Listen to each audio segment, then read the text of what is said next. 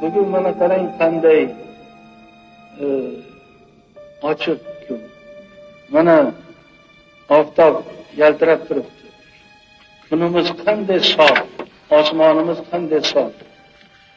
Men bir savolga o'zimga aytaylik bergan savolni kerak bo'lsa mana shu minbardan turib bu savolni boshqalarga ham yetkazmoqchiman. Bermoqchi emasman, yetkazmoqchiman. Buncha mana bunday sof osmon bu nima o'z yo'li bilan keladi.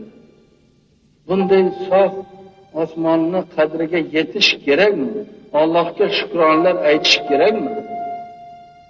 Xudoga aytaylik, har ertalab turib kerak bo'lsa yuvinib tahorat qilib, kerak bo'lsa pok bo'lib Xudoga ming shukronlar aytishimiz kerakmi yo'qmi?